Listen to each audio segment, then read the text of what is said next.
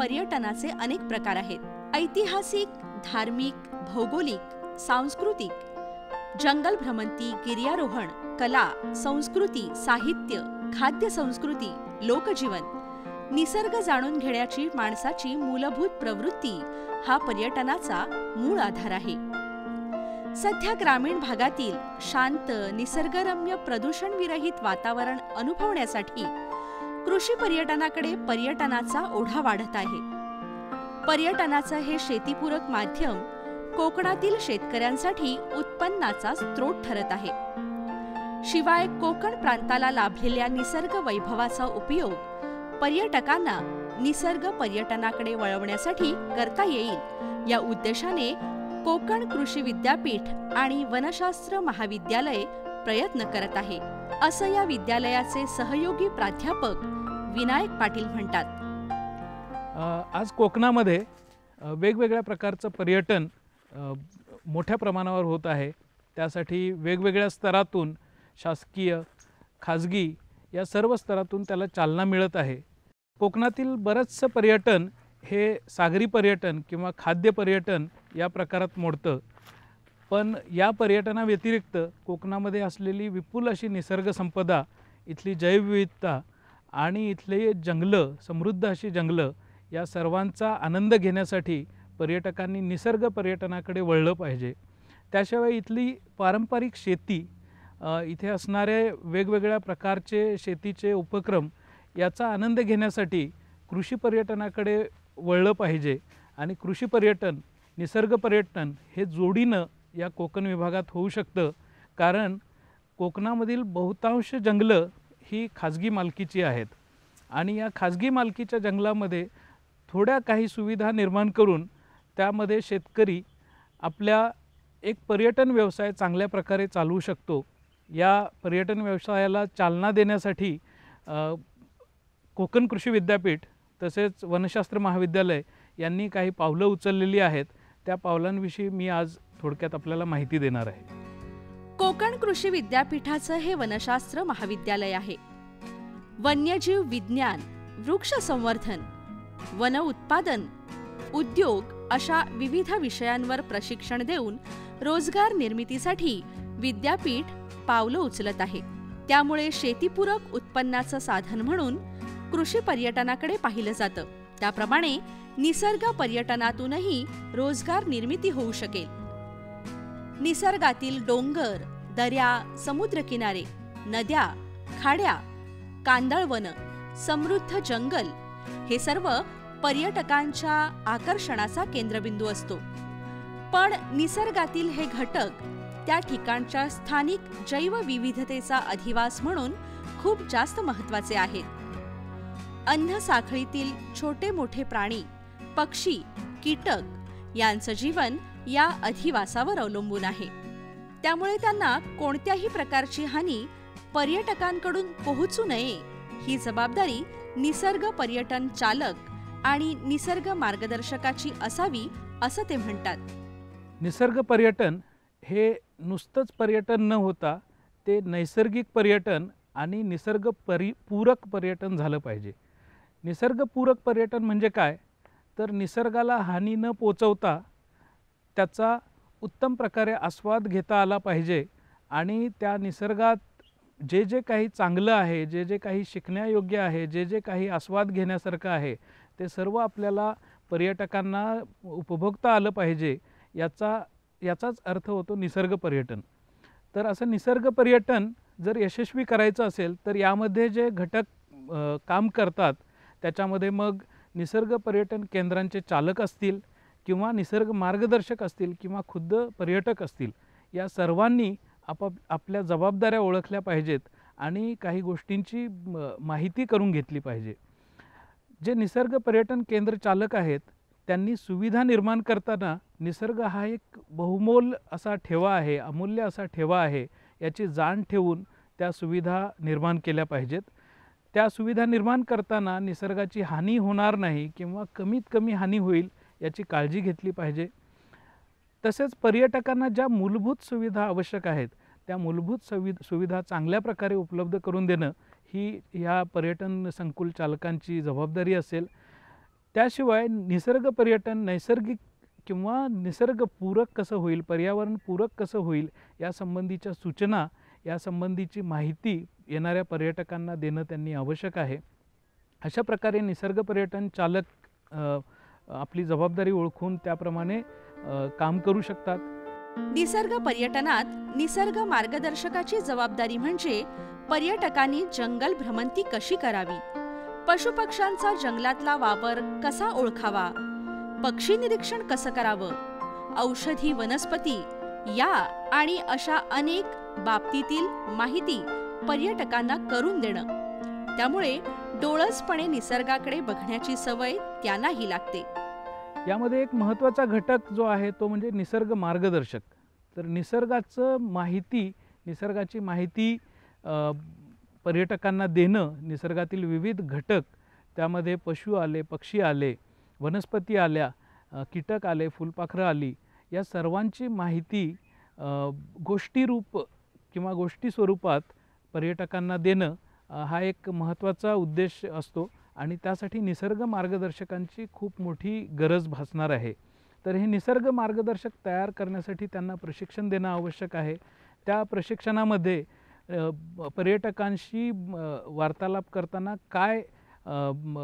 कशा प्रकारे तो वार्तालाप करावा, काय त्याच्यामध्ये काळजी घ्यावी, पर्यटकांच्या गरजा काय असतात, त्या पर्यटकांच्या गरजा ओळखून त्याप्रमाणे त्यांना मार्गदर्शन करणे, त्यांना विविध ठिकाणी नेऊन त्यांना त्यातली सविस्तर अशी माहिती देणे, रंजक प्रकारे ती माहिती देणे आणि शिवाय ते पर्यटन चालू असताना कोणत्याही प्रकारे निसर्गाची हानी होणार नाही याची काळजी घेणे, त्याची पर्यटकांना वेळोवेळी सूचना देणे हे निसर्ग मार्गदर्शकाचं काम असेल.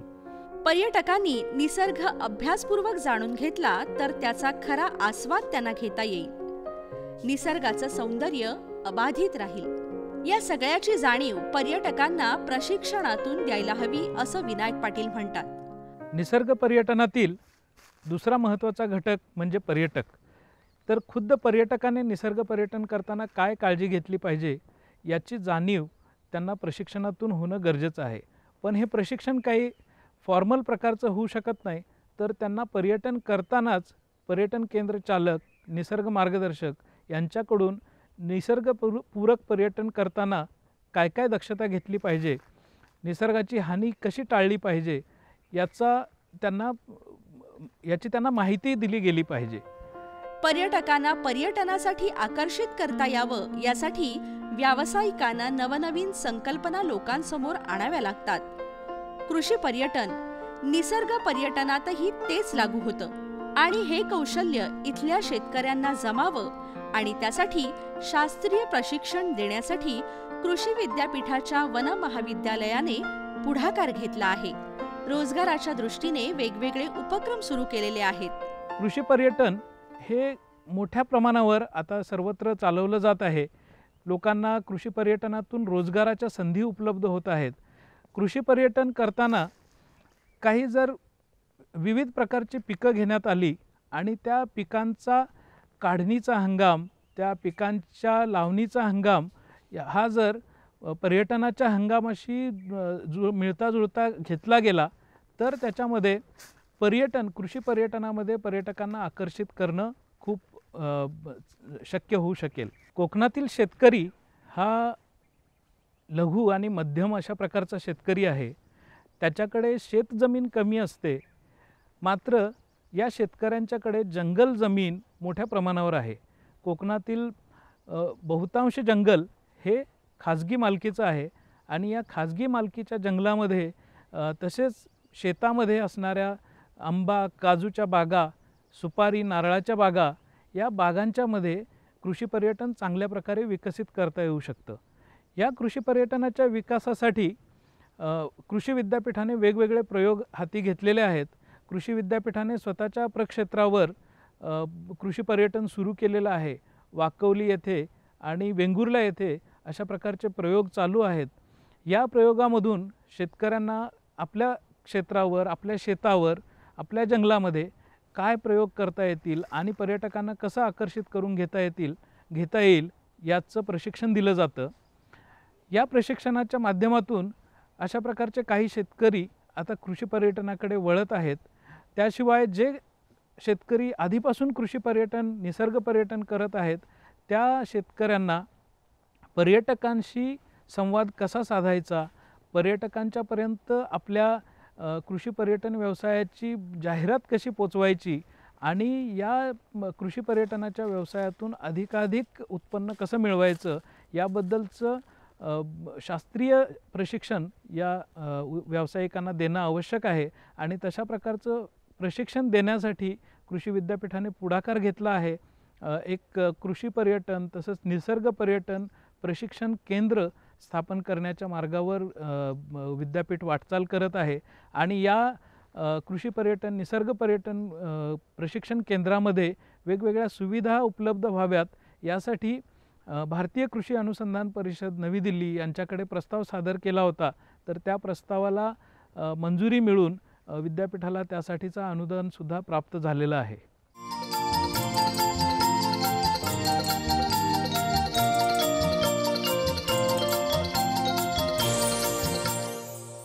जैवविविधतेच्या दृष्टीने जंगलांचं महत्त्व खूप मोठं आहे. सुगंधी आणि औषधी वनस्पती, इमारती लाकूड, मध, डिंक अशा कितीतरी गोष्टी जंगलातून मिळतात. त्या दृष्टीने निसर्गाचं संरक्षण, संवर्धन व्हावं आणि त्या माध्यमातून स्थानिक लोकांचा आर्थिक, सामाजिक विकास व्हावा. त्यामुळे अशा प्रकारच्या रोजगाराच्या संधी पर्यटनातून मिळाव्यात त्यासाठी आपण उपक्रम राबवत आहोत असं ते म्हणतात.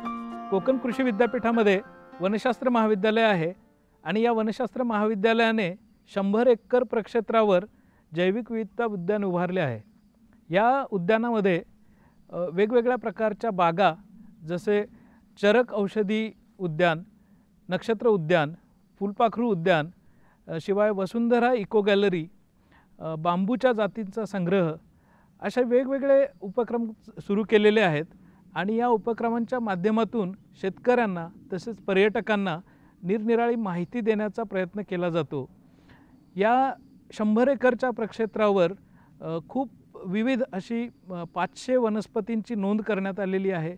यामध्ये अनेक बाहेरच्या जंगलात ज्या दुर्मिळ वनस्पती आहेत अशा वनस्पतींची आणून लागवड करण्यात आलेली आहे. याशिवाय या प्रक्षेत्रावर सुमारे 30 प्रकारचे वेगवेगळे पशु इथे आढळतात. जवळपास 180 प्रकारचे पक्षी इथे आढळतात. त्यामुळे पर्यटकांना इथे निसर्ग पर्यटन करण्यासाठी चांगली संधी उपलब्ध आहे. करमणूक किंवा विरंगुळा हे पर्यटनाचं महत्त्वाचं उद्दिष्ट असतं. वाढत्या शहरीकरणामुळे मनुष्य निसर्गापासून दुरावत चालला आहे. अशा परिस्थितीमध्ये अनेकदा फावल्या वेळेत पुन्हा निसर्गाच्या सानिध्यात काही काळ राहावं असं अनेकांना वाटतं. तेव्हा पर्यटकांना हा आनंद कसा मिळेल या दृष्टीने आपल्या निसर्ग पर्यटन केंद्रामध्ये उपक्रम राबवणार आहोत असं विनायक पाटील म्हणतात. लहान मुलं, वयोवृद्ध पर्यटक यांच्याही मनोरंजनासाठी आपण विचार केलेला आहे असं पाटील म्हणतात. म्हणजे पर्यटन हाही एक उद्योग असल्याने इतर उद्योगाप्रमाणेच त्याचं योग्य प्रकारे व्यवस्थापन करून सर्वच वयोगटातील व्यक्तींना सेवा सुविधा दिल्या पाहिजेत. या जैवविविधता उद्यानामध्ये निसर्ग भ्रमंती सुरू करण्यात आलेली आहे आणि निसर्ग भ्रमंतीचा आस्वाद घेण्यासाठी विविध शाळा आणि महाविद्यालयातील विद्यार्थ्यांना आमंत्रण दिलं जातं. नाममात्र शुल्कामध्ये त्यांच्यासाठी निसर्ग भ्रमंतीचं आयोजन केलं जातं आणि विद्यार्थ्यांचे किंवा पर्यटकांचे लहान लहान गट करून त्यांच्यासोबत आमचा एक निसर्ग मार्गदर्शक की जो आपला विद्यापीठाचा विद्यार्थी असतो हा विद्यार्थी त्या गटांसोबत फिरतो आणि इथे उपलब्ध असणाऱ्या सगळ्या जैवविविधतेची, इथे असणाऱ्या विविध बागांची, त्यांच्या मागच्या संकल्पनांची या पर्यटकांना आणि विद्यार्थ्यांना माहिती देत असतो. या अशा उपक्रमातून निसर्गाबद्दलची जाणीव जागृती करण्याचा आमचा प्रयत्न आहे. त्याशिवाय आमचे जे विद्यार्थी आहेत त्यांना यामध्ये रोजगाराच्या संधी किती उपलब्ध आहेत त्याची जाणीव करून देणं हा यामागचा उद्देश आहे. शिवाय विद्यापीठ आणि महाविद्यालय यांना जी निधीची चणचण भासते, तर त्या निधीच्या चणचणीवर मात करण्यासाठी कशाप्रकारे रेव्हेन्यू उभा करता येईल याचाही मार्ग यातून आम्ही शोधलेला आहे. या प्रकारे निसर्ग पर्यटनाला चालना देण्यासाठी आपण जे उपक्रम साजरे करतो त्या उपक्रमामध्ये पर्यटकांनी भाग घ्यावा अशा प्रकारच्या कार्यशाळा आपण त्याच्यामध्ये आयोजित करतो. निसर्गाचे हौसी अभ्यासक, संशोधक यांच्यासाठी वेगवेगळ्या प्रकारच्या फुलपाखरांच्यावर, सरीसृपांच्यावर, पक्ष्यांच्यावर कार्यशाळा आपण आयोजित करत असतो आणि त्याच्यातून इथल्या विद्यार्थी आणि संशोधक यांच्यामध्ये संवाद घडत असतो आणि त्या संवादामधून पुन्हा निसर्गाविषयीची एक आपुलकी, निसर्ग संवर्धनाविषयीची जाणीव त्याच्यामध्ये तिचा प्रसार केला जातो.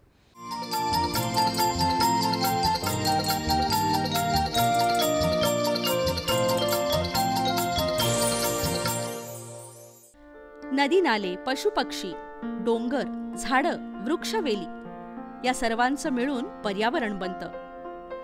झाडांचा तर पर्यावरण संतुलनात फार मोलाचा वाटा आहे. अन्न, वस्त्र, निवारा यासाठी आपल्याला झाडांवरच अवलंबून राहावं लागतं. हा निसर्ग कळावा, निसर्गातील प्रत्येक घटकाचं महत्त्व कळावं यासाठी विद्यार्थ्यांनाही येथे मार्गदर्शन केलं जातं. या उपक्रमामध्ये पहिला उपक्रम असेल निसर्ग भ्रमंतीचा. तर ही 4 ते 5 तासाची निसर्ग भ्रमंती असेल.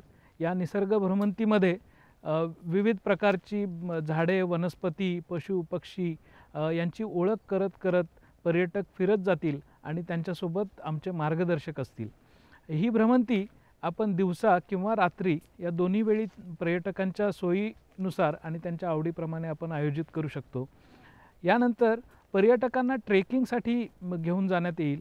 दापोली आणि परिसरातील कातळ शिल्पे असतील, देवराया असतील किंवा पुरातन मंदिरं असतील, या सर्व ठिकाणांना भेटी देत देत ट्रेकिंगचे आयोजन करण्यात येईल.